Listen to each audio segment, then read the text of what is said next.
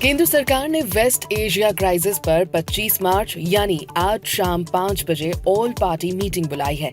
इस मीटिंग की अध्यक्षता union defence minister Rajnath Singh कर सकते हैं, जबकि external affairs minister S Jaishankar के भी मौजूद रहने की संभावना है।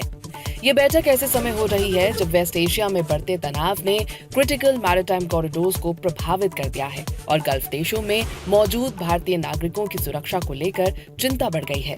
ये बैठक उस हाई लेवल रिव्यू के एक दिन बाद हो रही है जिसकी अध्यक्षता राजनाथ सिंह ने मंगलवार सुबह की थी।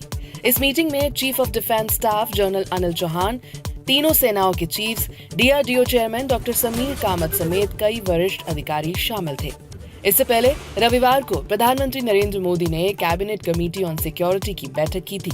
इस बैठक की अध्यक्षता पीएम मोदी ने की थी, जिसमें ऑनगोइंग वेस्ट एशिया कॉन्फ्लिक्ट और उससे निपटने के लिए उठाए जा रहे कदमों की समीक्षा की गई। प्रधानमंत्री मोदी ने मिनिस्टर्स और सेक्रेटरीज का एक ग्रुप बनाने का निर्देश दिया जो इस क्राइसिस को डेडिकेटेड तरीके से हैंडल करेगा। ऑल पार्टी मीटिंग की खबर आते ही लोगों में ये चर्चा शुरू हो गई कि क्या लॉकडाउन लगने वाला है। लॉकडाउन की खबरें उस वक्त भी तेज हो गईं जब प्रधानमंत्री नरेंद्र मोदी ने अपने संसद में दिए गए एड्रेस में कोविड का नाम लिया। लेकिन एबीपी लाइव आपको बताना चाहता है कि लॉकडाउन जैसी स्थिति की कॉन्फर्मेशन कहीं से नहीं आई है।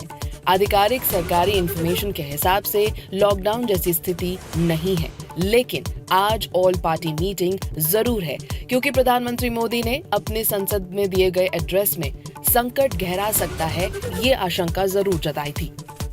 आपको बता दें कि वेस्ट एशिया कॉन्फ्लिक्ट अब चौथे हफ्ते में प्रवेश कर चुका है और स्ट्रेट ऑफ हॉर्मुज के जरिए होने वाले ट्रेड रूट्स बुरी तरह प्रभावित हुए हैं। 28 फरवरी को यूएस और इजराइल के जॉइंट मिलिट्री स्ट्राइक्स में ईरान के सुप्रीम लीडर अयतोल्ला अली खमेनेई की मौत के बाद टेंशंस और बढ़ गए। इसके जवाब में ईरान ने कई गल्फ देशों में इजरायली और यूएस एसेट्स को टारगेट किया, जिससे मैरिटाइम रूट्स और इंटरनेशनल एनर्जी मार्केट्स पर असर पड़ा और तो और ग्लोबल इकोनॉमिक स्टेबिलिटी को भी झटका लगा। 24 मार्च को प्रधानमंत्री मोदी ने बताया था कि उनकी यूएस प्रेसिडेंट डोनाल्ड ट्रंप से बात हुई, जिसमें वेस्ट एशिया सिचुएशन पर विस्तार से चर्चा हुई। प्रधानमंत्री मोदी ने कहा, इंडिया डी एस्केलेशन और पीस रेस्टोरेशन का समर्थन करता है। स्ट्रेट ऑफ हॉर्मुज को ओपन, सिक्योर और एक्सेसिबल रहना पूरी दुनिया के लिए जरूरी है। प्रधानमंत्री मोदी ने पार्लियामेंट के दोनों सदनों, लोकसभा और राज्यसभा में इस मुद्दे पर बात की और कोविड पैंडेमिक के दौरान ग्लोबल सप्लाई चेन डिस्ट्रप्शंस को याद भी किया। उन्होंने कहा कि उस समय भी सरकार ने ग्लोबल क्राइसिस का बोझ किसानों पर नहीं पड़ने दिया। प्रधानमंत्री मोदी ने चेतावनी दी है कि ये ग्लोबल क्राइसिस लंबा चल सकता है और देश को प्रिपेयर्ड और यूनाइटेड रहने की जरूरत है। उन्होंने पेशेंस, रेस्ट्रेंट और विजिलेंस की अपील की और ब्लैक मार्केटिंग, होर्डिंग और मिस इन्फॉर्मेशन फैलाने वालों के खिलाफ सख्त कार्रवाई के निर्देश भी दिए।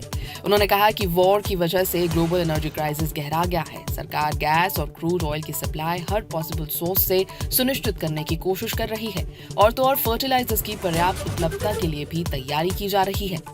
आपको बता दें कि लोकसभा में leader of opposition Rahul Gandhi ने कहा है कि वो ऑल पार्टी मीटिंग में शामिल नहीं हो पाएंगे क्योंकि उन्हें केरला में एक प्रोग्राम अटेंड करना है।